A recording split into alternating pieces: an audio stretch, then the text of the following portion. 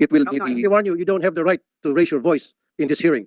You don't have the right. Apologies, Your Honor. You're using human resource person, wala kayong karapatan na magtaas ng boses dito. Okay? Ang pwede magtaas ng boses siguro yung nagtatanong sa inyo, pero kayo hindi pwede.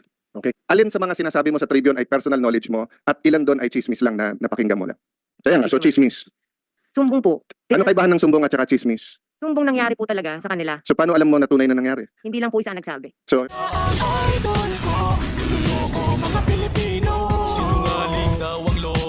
may I frame muna yung aking concerns. But first and foremost, may I congratulate you to continue to stand up for our OFWs.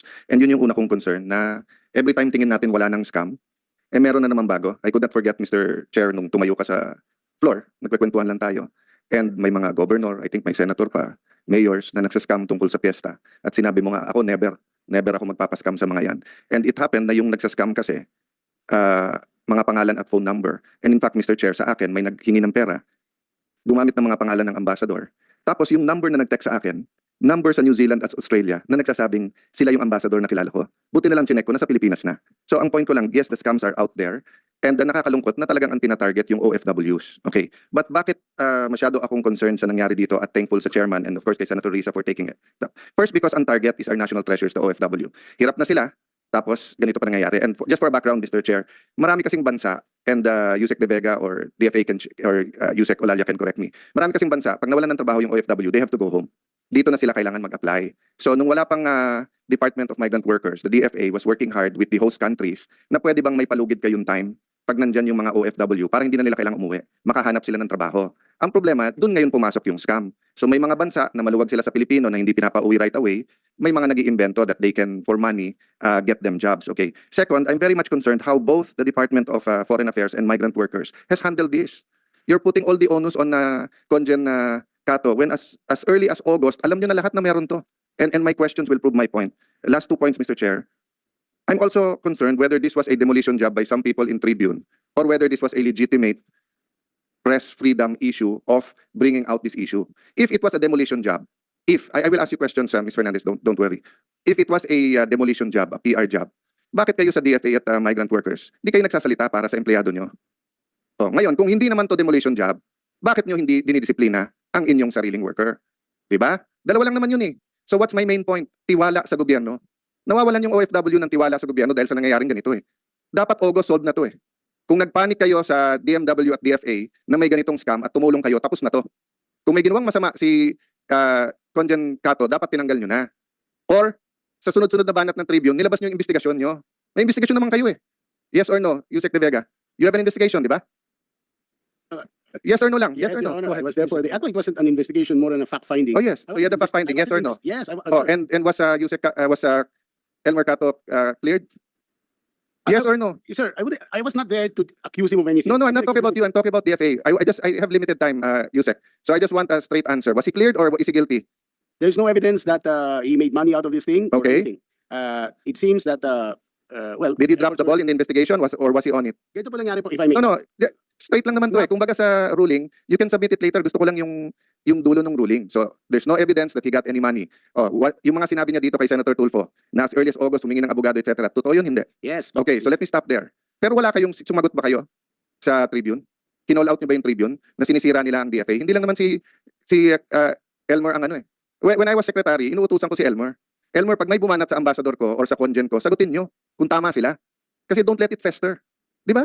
Nabubuo yung public opinion ng tao eh. Oh, so let me now go to my question. When I was secretary, we increased the legal assistance fund from 100 to 250 million pesos. And we totally changed the guidelines. Dati, kailangan may kaso na yung OFW bago mo pwede bigyan ng abogado. Under the new guidelines, when I was secretary, so old na yon dahil 2018 pa yon, nangungonsulta pa lang pwede na, di ba? And during that time, the ambassador was authorized to go ahead and get it. It was a simple text message to Yusek Sara, tapos go na. So let me ask, bakit August 30 ang request? Bakit in-approve nyo bakit November pa nagka-abogado? And this is, let me, preliminary question to that. Trabaho ba ng DMW ngayon yan o trabaho ng DFA? Yung magbigay ng abogado. Kaninong trabaho yon? Answer, Mr. Yusek De Vega. Yes, sir. Technically, dahil OFW sila, dapat sa DMW. Okay, But DMW, bakit hindi nyo binigyan ng abogado? Ni-requestan kayo ang aga-aga pa, August 30. Your Honor, meron po. Meron po kaming hinire na abogado sa Italy at meron na po silang abogado. What date, sir? The very first time we came to know of the incident, a fact-finding team was sent there and the fact-finding members hired a lawyer immediately. When, sir? When? Dr. Lalia, because I have limited time, I want to get to the bottom of this. The chairman and Senri are just being gracious to me. Give me the dates. Kailan nyo nalaman na may scam at kailan kayo nakahire ng abogado? Your Honor, the team went there in second week of October. Oh, And then, August pa lang sinabi na di ba may tao naman kayo doon? yes, Your Honor. Conjen Cato, ilan ang Pilipino sa Milan? About more than 100,000, Ilan ang Pilipino sa Italy? about 167,000. So, isa sa pinakamalaki sa Europe? Opo. Okay, Yusek Olalia, magkaibigan tayo ha, but let me be forefront dito sa hearing na to ha. Meron ba kayong senior official doon sa Italy? May labor attaché kayo nung August last year? Yes, Your Honor. Meron po. Wala. Oh, Mr. Chairman, please note, hindi alam ni Yusek na wala silang senior official doon. Kaya nagkaganito, kasi trabaho nyo yan eh. At isa sa pinakamalaki ang Pilipino sa Italy. Hindi alam ng ating mga kababayan, hindi trabaho ng Congen yung issue na to. So, Miss Apple, trabaho to ng DMW. Ang problema, pag nagmamarites, kailangan mag-research. Di ba? Chat group. So let me stop at you first and go to Miss Apple. Miss Apple, alin sa mga sinasabi mo sa Tribune ay personal knowledge mo at ilan doon ay chismis lang na napakinggan mo lang? Yun tungkol lang po kay Crisel Respicio. Ang ano yon? Yan lang ang... Yun lang po yung sinabi ko sa Daily Tribune. Yung iba naman po sumbong na po ng... Kaya nga, so chismis. Sumbong po. Ano kaibahan ng sumbong at saka chismis? Sumbong nangyari po talaga sa kanila. So paano alam mo na tunay na nangyari? Hindi lang po isa ang nagsabi. So 400 ang nabiktima dito lang na to. Ilan ang estimate na nabiktima sa buong Milan ng mga patronato? Sabihin mo 1,200. Kaya ba ng Congen harapin ng 1,200 na tao? Oh, so bakit kayo nagko-complain na hindi naharap personally? So hindi na... Di ba? Your Honor, hindi... Ang mga senador ba, hinaharap ba namin kayo lahat personally? Gusto namin. But there are 110 million Filipinos. So yun nga ang sinasabi kapag ka-chismis kasi. Di ba? So kung grupo-grupo yon, haharapin ng Congen yung leader ng mga grupo. Iba yung hindi inaasikaso, iba yung hindi hiniharap. Yung Secretary ba ng Justice, hinaharap ba niya lahat ng complainant? Oh, di ba? So ano yung totoong sinabi niyo sa Tribune at ano hindi? So sinabi niyo ba sa Tribune na kumikita si So may I ask Mr. Hernandez, sino Mr. Chair, sinasabi niyo na? with the indulgence of Senator Alan. Mr. Chair, Point, Senator Rizzo. if I just may, gusto kong mas pahalagahan yung sinasabi ni Miss Apple sa atin mula nung nakaraang hearing na maaring hindi lahat ay personal knowledge na sinabi naman niya, or may mga sinabi sila na reklamo sa kanila at nirelay lamang nila. Pero ito po ay yung marami din ay masasabi nating personal knowledge niya, karanasan niya sa either sa sarili niya or sa mga kababayan sa Milan na nagkwento sa kanya. So ito po Mr. ay Chair, may higit magkaiba na po yung halaga. personal knowledge at yung kwento. Okay Hindi po, po personal pero- knowledge yun. Alright, So I'm we're not lawyers here, so we have to make that I am diba? not a lawyer, Mr. Chair. Yeah, pero but ang sinasabi this is a ko legal po, matter, so we have to be hindi clear lang po about ito it. legal matter, pati po para sa akin bilang author sa isa sa mga resolusyon na gusto kong pahalagahan yung sinasabi ni na Miss Apple. Yes, but Senator Risa, if I go here and say, na kwento ng mga tao tungkol kay Risa, magre-react eh. Mr. Career to ng mga taga-DFA, hindi Mr. pwedeng Chair, chismis or hearsay ang gagawin natin dito. Doon ako So I'll go there if you So, allow me Mr. Chair, after Mr. Hernandez. hindi- Babalikan ko sila. Na-interrupt kasi Yes, yung trend ng pagtatanong ko sa kanila. I'm Hindi sorry kayo about that. mag-usap eh. But 1 minute suspension? May I just 1 minute complete? suspension muna. May I just complete para kay Miss Apple? May I just complete? Halaga at respeto yung sinasabi ng resource person natin na hindi lamang chismis. So that was the main point of my interjection. Thank I'm you, sorry Mr. for that, Chair. Madam Chair. I'm zealous you, about DFA and Sen. DMC. I'm sorry for that. Miss Apple, hindi ko po. Senator Alan Peter, kasi ganito rin sa akin din bilang isang media practitioner at meron akong programa Wanted sa radyo. Tama ka, meron yung tinatawag na personal knowledge. Meron naman din yung lumalapit sa akin para magsumbong. I don't have personal knowledge of their experience kasi wala naman ako doon. Pero I took their word for it because pumunta sila sa akin, nagsasabi na sila ay nasaktan ni so and so at nagpapakita ng mga dokumento. So yun ay valid sa akin. Ang kaibahan, Mr. Chair, ikaw, tatawagan mo yung opisyal, tatanungin mo siya. So kung mo, nagsumbong ako sa iyo, Sir Tulfo, mukhang kumikita na si Elmer Cato, hindi niya inupuan. Tatawagan niyo po siya. Kung mukhang guilty, didiinan niyo po siya. Pag hindi, hindi. Ito po, meron na writings of a hatchet job, which by the way, Mr. Chair, that's what I want to go to. But I will tell Miss Apple nga na, hindi ko minamaliit yung experience OFW malasakit mo.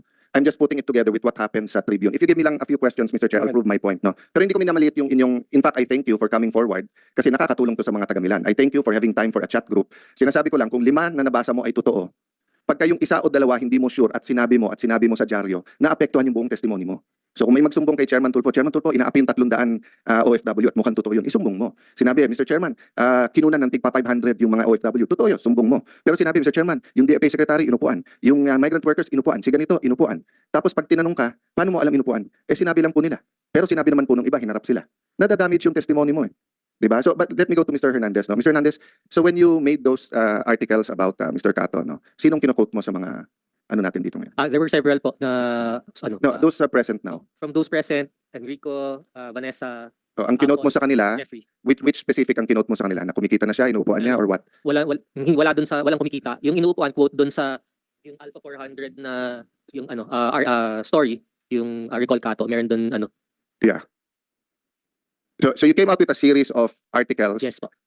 basically condemning na Conjen Cato. No, I was not condemning Conjen Cato. So when you say alisin na siya dahil revamp, when you say na mukhang guilty kasama na and everything ganun, that's not condemning. It was quoted, sir, dito sa articles. Sa Alpha Hindi naman tayo pinanganak kahapon eh. Kahit naman mag-quote ka nung iba eh. Kung 10 ang pwede ko i-quote dito at yung kinote kong isa, dapat mag-resign na si Mr. Fernandez dahil hatchet job ang Tribune. And then I publish that. 'Di ba? I cannot now say that hindi tira yon, hindi ano yon. 'Di ba? Yung it's how you latag the news, paano nyo i-angle yung news. So let me clarify ha, Ms. Fernandez. Who broke the news? Kayo or si Yusek? Kasi iba si Conjen, iba yung nasa transcript eh. Sa transcript, you interviewed him sa earthquake lang and then found out about the scam later on. Correct. Sa kanya, ang sinabi niya na sa interview siya ang naglabas ng scam. In-interview namin siya noong September 7 para pag-usapan yung tungkol sa earthquake. If you will allow it, Your Honor, meron kami dalang video dito para maipakita sana yung interview ni Conjen Cato where he also broke there. Tinanong kasi yung tungkol, may sinabi siyang 400. Ang No, that's all I have to know. Yeah. So siya ang nag-break, hindi kayo. precisely, kaya finalo up namin, Your Honor. Yeah, but Yes. hindi yun yung una yung testimony. Yung una yung testimony, yung una mong interview sa kanya tungkol lang sa earthquake. Nung No. let me finish please. Go ahead. Nung nilabas nyo na yung tungkol sa scam sa Milan, hindi nyo na siya mahuli. That's Hindi, correct. but that's not what happened. What Ah. happened was, in your first interview, siya ang naglabas na meron and then off the air, sinabi niya sa iyo, ma'am, pasensya na ha, hindi ko mabibigay yung details kasi under investigation to. Hindi ba yun ang nangyari talaga? Your Honor, if you will allow me, we have these subpoena No, the documents. I don't need that eh, because you already admitted eh. Ang tanong ko lang naman is in your first interview, did he already bring up the scam or not? You already said he brought it up. He did, but I did not interview him. It's Alan and Mr. John Yes. Dodson. Yes. So he was the one who broke it. He brought it, yes. He Yes. brought it out. That's why they came out. Okay. Kaya sila lumabas. Dahil nakita nila si Conjen Cato na nandun sa usapang OFW, so nakipag-contact sa amin yung mga nabiktima, and that's how we started it. And then we tried to call Conjen Cato para sagutin nga ito at i-endorse yung mga complaint. Ayaw niya magsalita. So that's the story, Your Honor. No, that's your story. That's No, the real story, Your no, Honor. that's one side of the story. No, That's Your your Honor, story. that's the real story. You know, kahit magpalakasan tayo ng boses dito, it will no, be no, the... I warn you, you don't have the right to raise your voice in this hearing. You don't have the right. Apologies, Your Honor. You're used to Yeah. that kasi. Kayo ni, can Mr. Fernandez also No, take the seat? Mga resource person, wala kayong karapatan na magtaas ng boses dito. Okay? Ang pwede magtaas ng boses siguro yung nagtatanong sa inyo, pero kayo hindi pwede. Okay? Mr. Chairman, I will also moderate my voice so that I will be respectful. That's why I premise my question, my concern. If this was a PR demolition job, then dapat nag-react ang DFA. If this was a legitimate, dapat siya kinasuhan. And I already asked, they cleared him. So may I ask that Mr. Willie Fernandez, who was also invited, also take the seat, and if he has already taken the oath, Mr. Chair, may questions din lang ako. Ay, ma'am, pwedeng sabay na lang po. Sige, Comsec, nag-vote na ba? Si Mr. Fernandez, tapos na, Senator Yeah. Alan. So let's clear the facts, ha? So in-interview niyo si Mr. Cato at kaibigan niyo siya, correct? That's true, Oo. Your Honor. Mr. Fernandez, would you like to Happy Valentine's? Valentine, Your Honor. Yeah. So kaibigan nyo rin po si Mr. Elmer Cato. Yes, sir. Okay. So nung in-interview nyo, everything was well. Siya po ang nag-reveal na meron scam. Tama ho yan. Tama. Okay. Kaya muna po, hindi po ako nag-interview. Yes po. Tribune po. Yung Yung program po ng Tribune. programa. Okay. So, going back to Mr. Hernandez and the writers who wrote and nag-banner about him. Sa isang tao na uupuan niya yung scam, before nyo in-interview, humingi na siya ng abogado. Nung interview nyo, siya nagsabi sa inyo na may scam eh. So mukha ba yung isang tao na inuupuan yung kaso? Your Honor. Opo. Pinupuri ko nga po siya. Hmm. Sabi ko po sa kanila, kung sinabi sa akin, ang galing ni Elmer Cato, kaibigan ko yan. Yes. Ngayon po, nung subsequent, nakita ko kasi ng mga so-called victims, no? With quotation mark. Yung interview kay Conjen Cato, naglabasan po sila. Kasi si Conjen Cato, mahal ko yan. In the same manner that, magkakasama tayo eh. You see, I really miss the good days, Your Honor. Di ba? Naglabasan po yung mga tao. Anong gagawin po namin? That's Sige, not- sir. No, At let's isang go araw through po- that. Let's go through that, Oo. Mr. Fernandez. So, okay yun. So because of what he said, naglabasan. Opo. So dahil you're a legitimate news organization, you have to interview them. Yes, Diba? sir. Okay. Now, when you interview them, hindi ba dapat, kung may allegation sila against Mr. Cato, i-interviewin niyo naman siya? Yes, sir. Okay. Ginawa po yan, sir. No. I'll ask muna the question, sir. ha? So dapat in-interview siya. Di ba? Okay. Pero hindi ba, nauna yung banner, painting him as in the pockets of bago niya hiningan siya ng comment. I don't think so, sir. So Because nung hindi po siya makontak si Elmer Cato. sino yung unang banner? Di ba, Sino sumulat nun? sumusulat po si Alan at saka Oh, Alan. Kailan mo siya hiningan ng comment? Sorry, Mr. Chairman, I just want to shortcut to get to the bottom of it. Just to prove either of the two. To prove that this was a legitimate breaking story, that they had all the right as press, or that this was a hatchet job. Okay, if I may interject. hindi po pwedeng- Excuse me, Senator Alan, ako po manunulat din at broadcast at the same time. Tama kayo, bago kayo gumawa ng expose, dapat tinatawagan niyo muna yung gagawin niyo na excuse me, sir, excuse me. Dapat tatawagan niyo muna yung gagawin niyo na expose para doon sa pagsusulat niyo, nakabalas na. At doon, bahala na yung readers kung sino paniniwalaan. Ang nangyari kasi, I myself have been a victim of that several times. Na in-expose muna, tapos saka mag-react, kumalat na the damage has been done. So, sa lahat ng taga-media dito, kung may mga kapanood ng mga taga-media, dapat make it a practice na before you do an expose on somebody, make sure makuha niyo yung side ng gagawin yung expose para masabi niya yung side niya and then sabay niyo isusulat yun. Kasi ang nangyari, expose na sa isang tao, todo ba na sa kanya and then get the side later, which is wrong. That's a wrong practice sa pagka-media. I've been a media practitioner for 25 years and I always do that. Never kung banat ako ng banat tapos saka lulusob. You know? Thank you for that, Mr. Chairman. And siguro, we can take judicial notice that that's part of the ethics talaga ng ating journalist, di ba? Whether sa broadcast or sa Print. That yung pagbabalanse ng story, hindi pwedeng banat muna and then humingi ka after. Dapat sabay. Secondly, how you angle the story, of course, is up to you. Press freedom yan. But it could also be used, di ba, to send the wrong message kung PR ang gagawin natin. Di ba? But that's the second point. So, Mr. Alan Hernandez, let's clarify the facts before we go to your... Mr. Fernandez, tama ho ba kayo ang editor-in-chief o presidente? Anong posisyon niyo ho sa Tribune ngayon? Ako po ang publisher. Ikaw ang publisher. Sige, I'll go back to that later on. Mr. Hernandez, so when did you break that first story? Okay. President. I broke the story on Saturday, September 23. Okay, and that was more or less 3 weeks after Mr. Cato came out with the expose. Okay. But Yeah. I No, answer my questions muna. That was about 3 weeks after yung interview sa kanya. 2 weeks, 3 weeks. Kailan ang interview mo? September 7. September 7. And you were aware of the September 7 interview. Yes, sir, because Yeah. I was one who interviewed Yeah, him. and you told him you're going to write about it, but you never wrote about it for 2 weeks, di ba? No, yes or no lang. I mean, madali lang to eh. Mr. Willie, personal knowledge to ni Alan, so Yes. please don't coach him. Yes, I was never. So after the interview, di ba, sinabihan mo si Mr. Cato na, sir, magandang storya to, susulat ko to. Di ba? Yes, Your Honor. Oh, but you didn't write about it for 2 weeks. Yes, Your Honor. Oh, so, but you didn't think it was a legitimate story that hundreds of Filipinos were already being scammed? Yes, I knew it was a Yeah, so but you didn't write about it for 2 weeks. You waited na may lumabas na complainants. Then you angled the story again. No, Your Honor, we did not wait. So what did you do for 2 weeks? We continued with our we continued with our. You never wrote about it. I did not. Yeah, for 2 weeks you did not. Di ba? Oh, kasi sabi niyo public service to, Tribune is ganito, ganyan. But you never wrote about it for 2 weeks. So when, when you finally, let's start. So when you finally wrote about it, the story was not the scam. The scam was, what's the first one you wrote? You're holding it up. So go ahead, hold it up. Para lumaki yung circulation niyo. Ano yan? Over 400 Filipinos scammed in Italy. Tapos what did it say about Conjen Cato?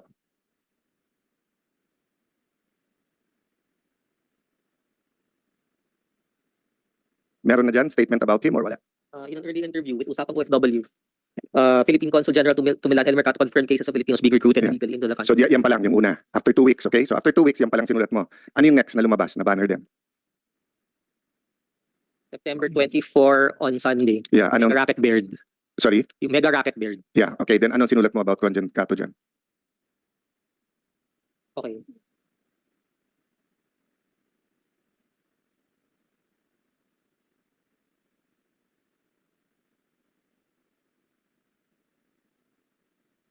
No mention here, Your Honor. No mention. Okay, ano susunod dyan? In those 2 articles, did you try to get in contact na with Conjen? Hindi. Yes, Your Honor. And ano sagot niya? It's under investigation. Okay. Basically. Yung first, I'm just quoting from the transcript kasi dinanan nyo na to last week eh. okay. Diba? I first reached out September 7, 6:19 p.m. For him to I was wanting to ask him for a second interview for Usaping OFW sa second episode to discuss the illegal recruitment issue. Yeah. So September 7, 6:19 p.m.